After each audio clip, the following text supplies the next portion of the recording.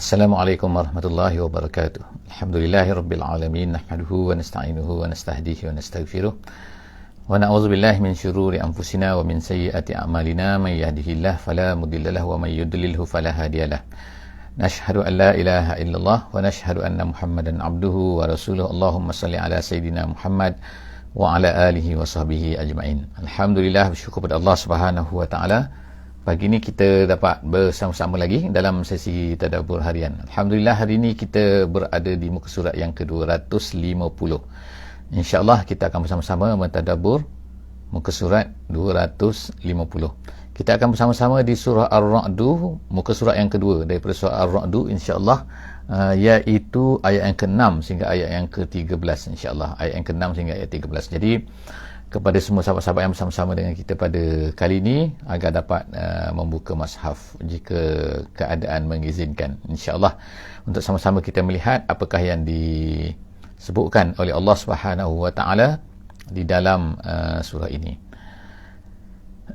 InsyaAllah, sebagaimana telah kita nyatakan sebelum daripada ini, kita ingatkan sekali lagi, kita kembali semula untuk menyatakan bahawa surah Ar-Ra'du ini bernama Ar-Ra'du.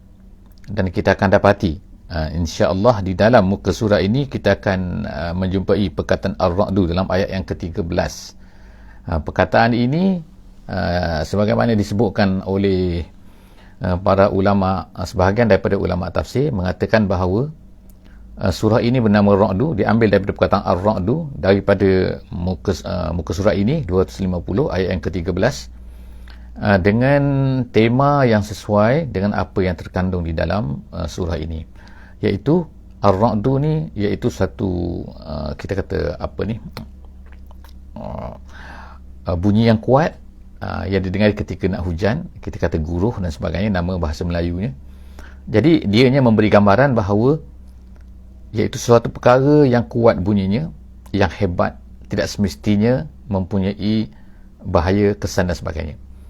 Jadi inilah beberapa perkara yang disebutkan oleh para ulama tafsir, mengatakan bahawa tema dalam surah ini iaitu sesuatu kebatilan, satu benda yang tak betul, satu perkara yang jahiliah lah kita katakan, ataupun perkara-perkara yang bercanggah dengan agama.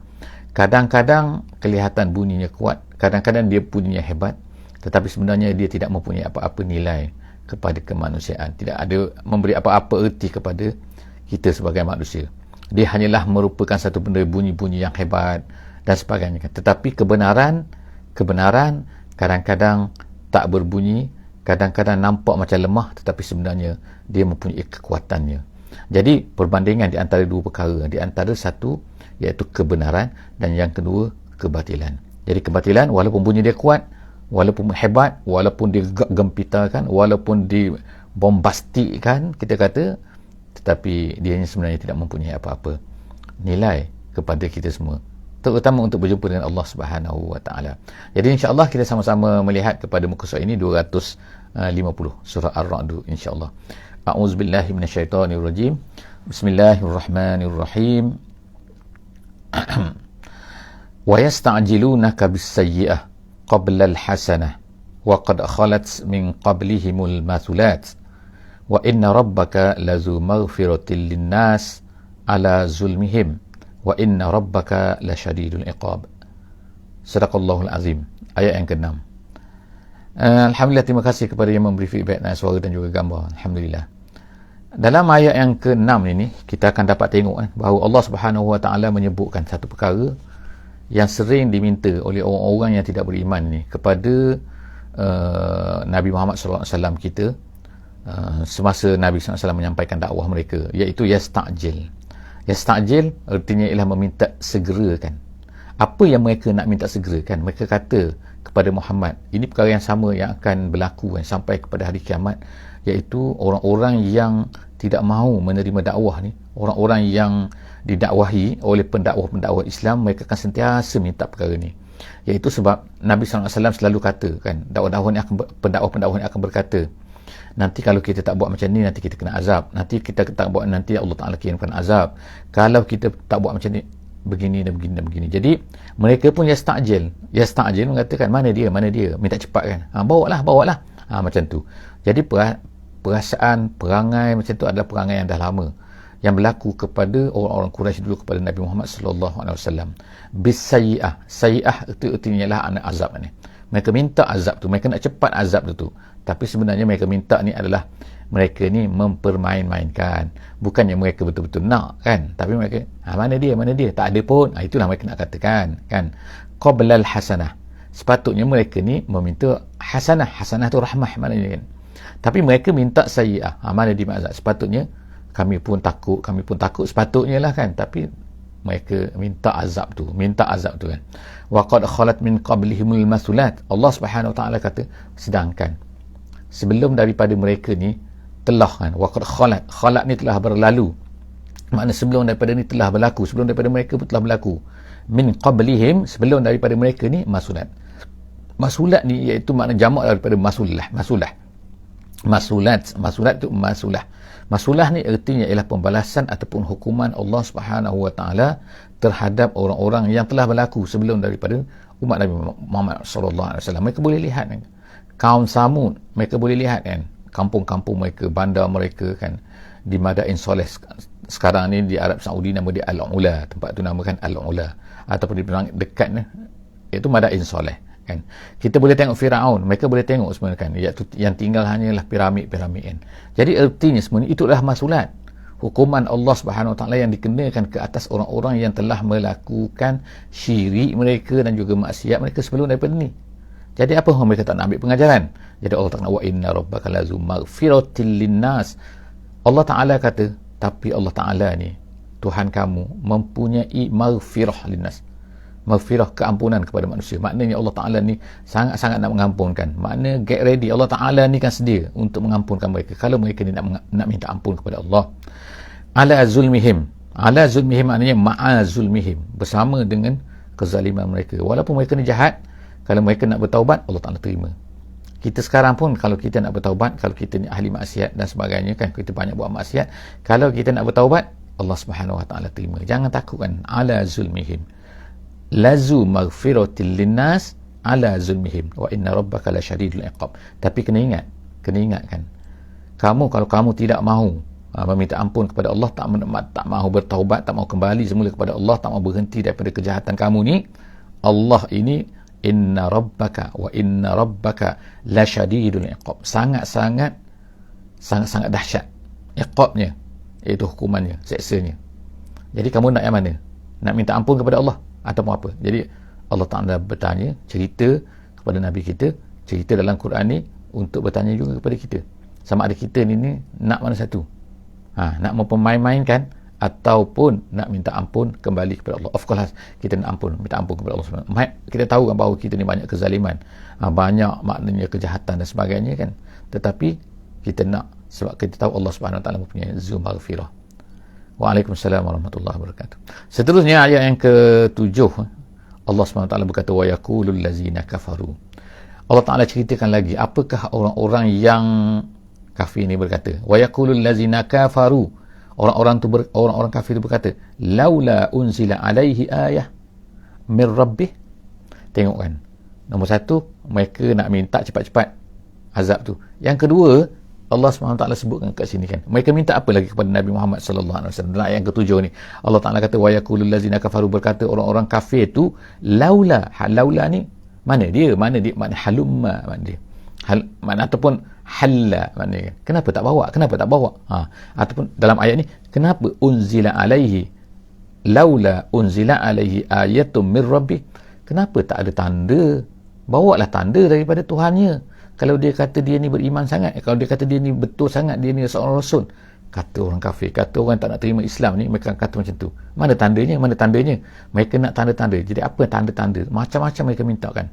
Mereka nak minta air terpancut daripada Mekah lah, mereka nak kertas lah, itu tulis pada kertas dibawa oleh Muhammad, mereka nak malaikat tu datang, macam-macam benda disebutkan dalam ayat-ayat yang lain kan. Kita dapat baca dalam surah-surah yang lain juga diceritakan perkara yang sama, iaitu mereka ni kan minta. Jadi Allah Ta'ala tengok kan, ulang kan, banyak kali ulang, macam-macam benda kan, macam-macam bentuk. Ini perangai orang-orang yang tidak mahu menerima agama. Jadi secara tidak langsung sebenarnya ialah dia memberi pengertian kepada kita bahawa kita ni, hidup kita sebagai orang beriman ni, sepatutnya ialah berusaha untuk mengajarkan, menceritakan Islam ni kepada, kalau tak, kita tak akan hadapi perkara-perkara ni. Nabi Muhammad hadapi perkara ni, tapi kita takkan hadapi perkara ni. Jadi kita adalah pengikut umat Nabi Muhammad SAW. Kita adalah umat Nabi Muhammad, kita adalah pengikut Muhammad, jadi sepatutnya kita hendaklah kan bersama-sama dengan Nabi untuk bekerja untuk menyebarkan agama, sehingga kalau kita menyebarkan agama, maka kita akan dapat tilapan. Jadi Allah Ta'ala sebutkan perkara ini berulang kali untuk menjadi pengajaran kepada kita, sindiran juga sebenarnya kepada kita, supaya kita ni kena berusaha, kena buat kan. Jadi kita tengokkan orang kafir akan berkata apa, laula unzila alaihi ayatun min rabbih. Mereka nak ni macam Nabi Musa tu, bila cerita Nabi Musa, tukak dia menjadi ular, kemudian cerita Samud, unta keluar daripada celah-celah batu, perkara yang ajaib macam-macam. Jadi mereka nak, maknanya tak ada pun Muhammad ni, tak ada pun, dah ada, tapi mereka tak terima. Dah ada Quran tu sendiri dah menjadi mencabar mereka kan, tapi mereka tak terima juga.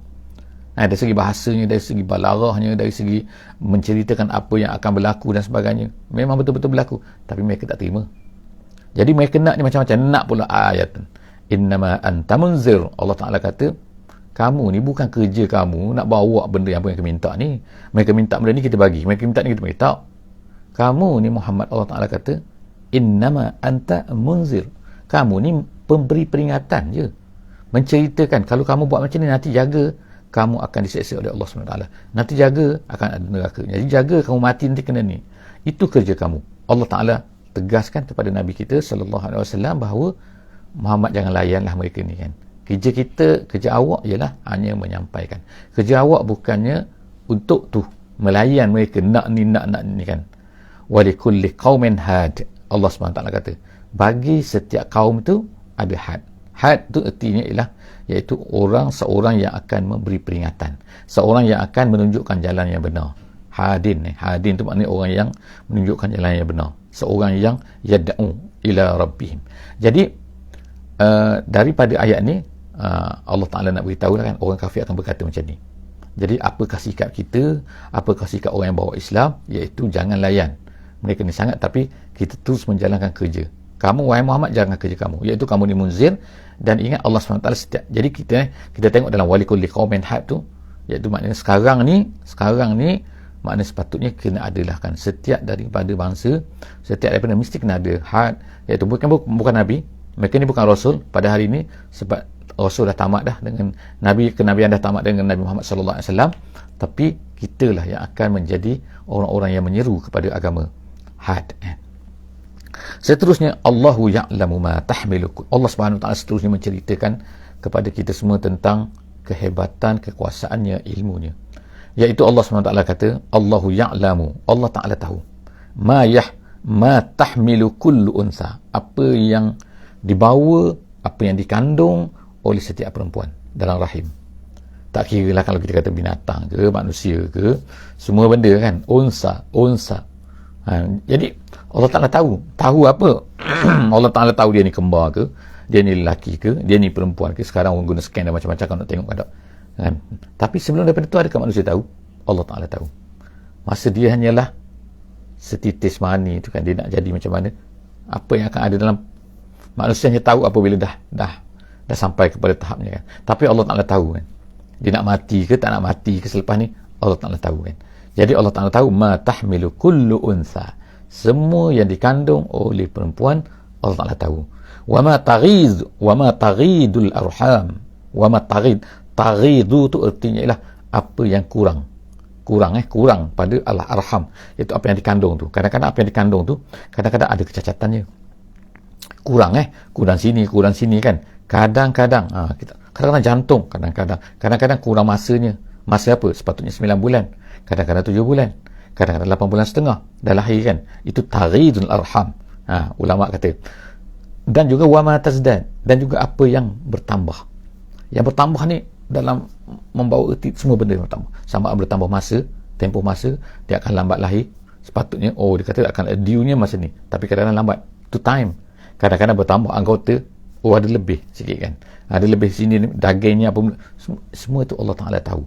Jadi dia kata Allahu ya'lam ma tahmilu kullu unsa wa ma taghidul arham wa ma tazdad, apa yang bertambah, apa yang kurang, semua itu Allah Ta'ala tahu.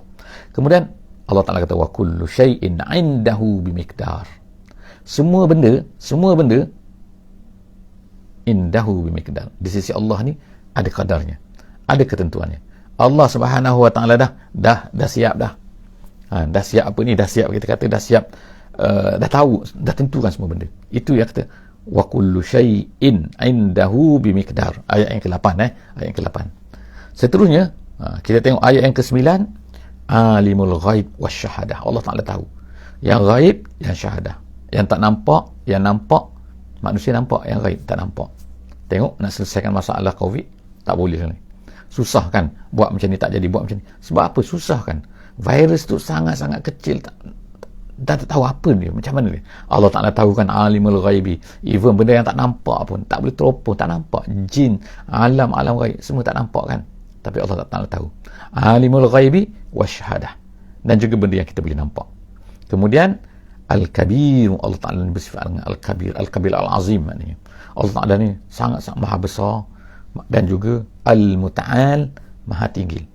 Jadi Allah Ta'ala di maha tinggi, itu adalah di antara kita kata Asma'ul Husna, perkara-perkara yang merupakan sifat Allah Subhanahu Wa Ta'ala, yang insya-Allah saya harapkan kalau kita ada peluang, insya-Allah kita boleh kita boleh membaca, mengkaji, mempelajari pula tentang Asma'ul Husna. Jadi ada insya-Allah kan, boleh kita search dalam dalam internet, insya-Allah ada guru-guru yang menceritakan perkara ni kan dengan jelas kan. Okey, jadi seterusnya Allah SWT sebutkan dalam ayat yang ke-10, ayat yang ke-10 sekarang ni, Allah Ta'ala kata sawa'um minkum man asarran al-qawla. Ini terus lagi Allah Ta'ala nak ceritakan tentang bahawa kehebatan Allah SWT mengetahui ilmu Allah SWT, iaitu sama sahaja kamu asarra, iaitu bercakap secara perlahan-lahan, ataupun berbisik ke, ataupun merahsiakan ke, al-qawla, kamu merahsiakan kata-kata kamu, wa man jahara bih, dan juga dengan orang yang bercakap dengan kuat, suara tinggi, suara boleh didengari, sama saja bagi Allah Ta'ala kan. Apa even ada dalam hati pun Allah Ta'ala tahu. Kita tak bercakap lagi, kalau bercakap cara senyap pun Allah Ta'ala tahu semua. Yang pentingnya Allah Ta'ala tahu semua kan. Man asarra, siapa yang bercakap perlahan, sama yang bercakap kuat, wa man jaharabi, wa man huwa mustakhfin bil lail, dan apa yang kamu sembunyikan pada waktu malam. Makna dahlah bersembunyikan pada waktu malam pula kan. Wasaribun bin nahar, dan apa yang kamu zahirkan pada waktu siang. Maknanya siang ke, malam ke, kamu bercakap ke, kamu sembunyikan ke, kamu tak cerita pada orang ke, semua tu Allah Ta'ala tahu. Itu ayat kan, ayat yang ke-10 kan, nak sebut maknanya saribun ni asalnya mana, sar ni benda yang nampak maknanya. Sar. Jadi saribun iaitu satu benda yang kamu zahirkan. Apa yang kamu zahirkan pada siang hari, dah lah maknanya Allah Ta'ala sebut siang hari, maknanya siang hari nak tanyakan bahawa memang nampak lah kan suatu suasana iaitu nampak. Malam pula gelap, tapi kamu sembunyikan, tak, Allah Ta'ala tahu semua. Maknanya kamu tak boleh lari daripada Allah Subhanahu Wa Ta'ala. Jadi kalau kita rasa bahawa gelap ni, orang mungkin orang tak tahu, kalau kita seorang-seorang diri mungkin di tempat persembunyian orang tak tahu, tapi Allah Ta'ala tahu. Jadi Allah Ta'ala tahu di mana saja kita, apa saja yang kita buat, apa yang kita cakap, apa yang terlintas dalam hati, Allah Ta'ala tahu semua. Jadi oleh kerana itulah maka tak ada tempat kita nak lari daripada Allah Subhanahu Wa Ta'ala. Ayat yang ke-11, Allah Ta'ala kata lahu mu'akkibatun. Sekarang ni Allah Ta'ala kata lahu mu'akkibat, bagi dia tu, bagi siapa tu kan, bagi manusia tu, lahu tu lil insan maknanya, lil insan sini, bagi manusia tu ada mu'akkibat. Mu'akkibat ni ialah malaikat yang mengikuti. Asal dia aqabah, aqabah tu maknanya ialah yang duduk bersama dengan seseorang tu kan. Jadi mu'akkibat ni ialah malaikat yang sentiasa ada di depan, di belakang, semua ada kan. Jadi kadang-kadang dinamakan malaikat ni hafazah, iaitu malaikat yang menjaga. Tapi menjaga apa sini? Dia ada malaikat lain lagi, malaikat yang menulis munkar, nakir dan sebagainya. Ini malaikat lain, mu'akkibat nama dia. Min baini yadayhi, di depan dan juga di belakang dia. Di depan dia, wa min khalfihi, di belakang dia, maknanya ada depan, ada belakang. Mu'akkibat ni, ada malaikat ni setiap daripada kita ni, yahfazunahu. Kerjanya apa malaikat ni? Menjaga kita. Masya Allah kan. Allah Ta'ala jadikan malaikat yang akan menjaga kita min amrillah. Min amrillah maknanya bi amrillah, iaitu dengan arahan daripada Allah Subhanahu Wa Ta'ala. Jadi Allah Ta'ala arahkan kepada malaikat, ada yang menjaga kita di hadapan dan di belakang kita. Masya Allah kan. Untuk apa malaikat ni? Innallah. Untuk apa? Disebutkan oleh Allah, disebutkan di sini ialah dalam al-tafsir kata, iaitu daripada jin dan juga lain-lain yang kita tak nampak. Kan ada yang nak mengganggu kita. Sebab itulah kita rasa macam mana jin yang boleh nampak kita tapi tak ganggu kita. Sebab ada malaikat yang menjaga kita. Masya Allah kan. Tapi kalau malaikat ni Allah SWT dah tak arahkan. Allah Ta'ala dah tak benarkan dah dia jaga kita, dah biarkan kita, maka pada masa itulah kita terdedah macam-macam kan.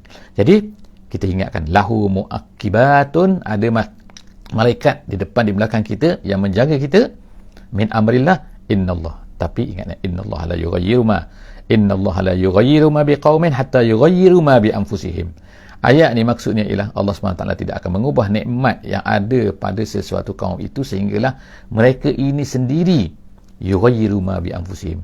Maksud yughayyiru ma bi anfusihim, kadang-kadang ada orang salah faham dalam ayat ni, terjemahan ke penafsiran ke. Maksud ayat ni ialah Allah Subhanahu wa taala akan memberi nikmat kepada kita selagi mana kita ni beriman, tidak melakukan maksiat.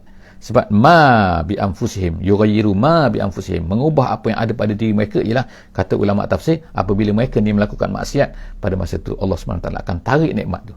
Nikmat ni macam-macam, tak mesti kesenangan saja. Kadang-kadang kita tengok orang kafir dia senang tapi hati serabut ni. Kadang-kadang orang kafir ni kan harta banyak tapi tengok-tengok tak barakah. Jadi maknanya kita nak ialah nikmat daripada Allah Taala ni bukan hanya nikmat harta saja kan. Jangan pandang harta tu saja nikmat kan. Banyak lagi bentuk-bentuk nikmat yang Allah Taala nak berikan kepada kita. Jadi kita jaga supaya Allah SWT tak tarik balik nikmat yang Allah Taala beri pada kita. Kerana apa? Kerana kejahatan kita. Innallaha la yughayyiru ma biqaumin hatta yughayyiru ma bi anfusihim wa iza aradallahu biqaumin su fala maraddalah. Tapi apabila Allah Taala dah tetapkan nak azab su di sini iaitu azab Allah Taala nak mengazab satu kaum, maka malaikat yang menjaga tadi tu tak boleh menghalang lagi. Sebab apa? Mereka bekerja di atas arahan Allah Subhanahu wa taala. Apabila datang arahan Allah Taala nak mengazab satu kaum, maka malaikat tu tak boleh nak buat apa lagi. Gitulah maknanya kan.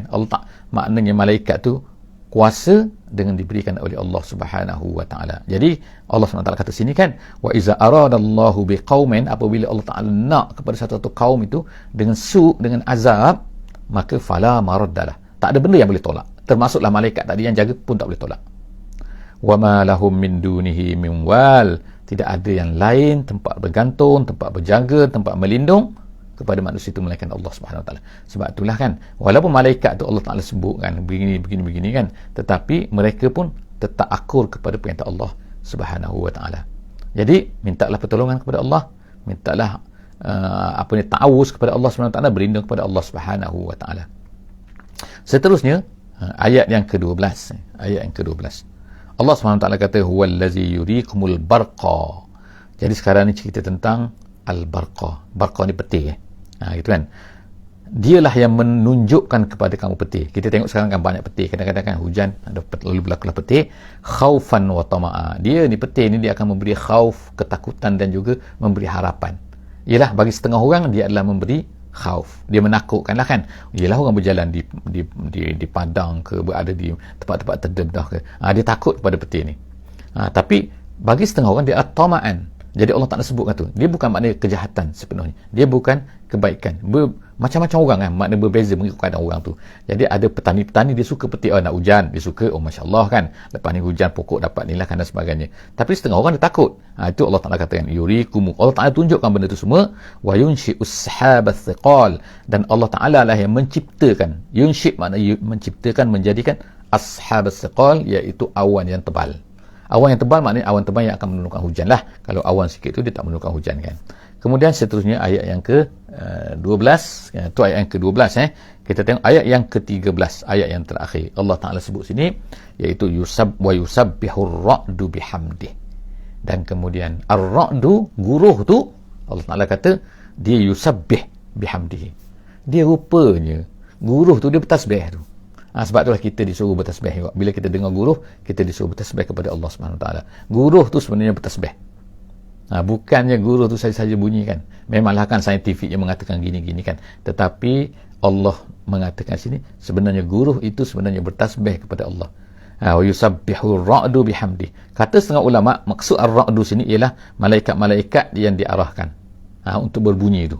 Kan, ya, malaikat-malaikat kan. Jadi bunyi guruh tu dia sebenarnya bertasbih kepada Allah. Wal malaikatu min khifatihi, dan juga malaikat-malaikat dia kata min khifatihi, dia takut kepada Allah Subhanahu wa taala. nak tunjukkan bahawa malaikat ni takut pada Allah. Bila Allah Ta'ala suruh apa-apa, dia akan buat. Gitu kan. Kemudian wa yursilus sawa'iqa, dan kemudian Allah Subhanahu wa Ta'ala menghantar apa ni, halalintar, katakan petir yang kuat tu kan, yang api tu, yang fayusibu biha man yasha, kadang-kadang dia akan terkena sesiapa yang dikehendaki oleh Allah Subhanahu wa Ta'ala. Maknanya kalau kita tengok kadang-kadang ada orang kena petir, itu adalah merupakan, ini ayat Allah Ta'ala sebut ni, fayusibu biha man yasha, terkena kepada sesiapa yang dikehendakinya. Ada cerita di sini kan, iaitu di dalam tafsir Jalalain disebutkan Nabi SAW telah menghantar utusannya untuk berdakwah kepada satu kaum, sampai kepada seorang lelaki itu, lalu lelaki tersebut berkata, dia kata, dia mempermain-mainkan, dia kata, siapa Muhammad? Siapa Tuhan? Tuhan ni apa? Dia kata, Tuhan ni besi ke? Tuhan ni emas ke? Tuhan ni belian ke? Tuhan, dia cakap lah apa-apa yang ditanyakan, logam-logam apa lah dia sebutkan tu. Tuhan ni apa? Akhirnya apa? Bila cakap macam tu, tiba-tiba petir datang memanah dia, mati dia. Jadi ini kesempurnaan lah kan, berkenaan dengan ayat ni, fayusibu biha man yasha. Tapi kita tengok pada hari ini kan, ada orang kena petir. Jadi ini adalah apa yang telah disebutkan oleh Allah Subhanahu Wa Taala. Kadang-kadang orang tepi tu tak kena petir, dia yang kena petir. Kenapa dia kena kan? Kita tak boleh nak elakkan. Jadi Allah Ta'ala kata, petir Allah Ta'ala yang utuskan, dan dia akan terkena kepada sesiapa yang dikehendakinya. Kemudian wahum yujadiluna fillah, orang-orang kafir ni menentang, mereka ni yujadiluna fillah, mereka ni berdebat tentang Allah. Pelik, berdebat tentang Tuhan kan, berdebat tentang Tuhan, ini yang pelik kan.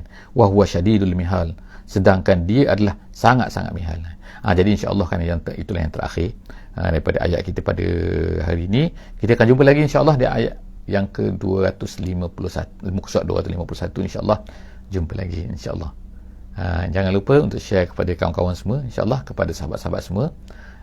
Tekan saja, ambil link tu kan insya-Allah, copy pastekan kepada tempat, letakkan dalam Facebook masing-masing dan sebagainya kan, mudah saja insya-Allah kan. Just copy, letakkan pada Facebook masing-masing, letakkan pada grup masing-masing kan, hantar pada grup insya-Allah. Moga-moga kita dapat manfaat, orang lain dapat manfaat, kita dapat pahala insya-Allah. Setakat itu saja kita tamatkan hari ini dengan sama-sama membaca surah Al-Asri. Bismillahirrahmanirrahim. Wal 'asri innal insana lafi khusr illa allazina amanu wa 'amilus solihat wa tawasaw bil haqqi wa tawasaw bis sabri. Wassalamualaikum warahmatullahi wabarakatuh.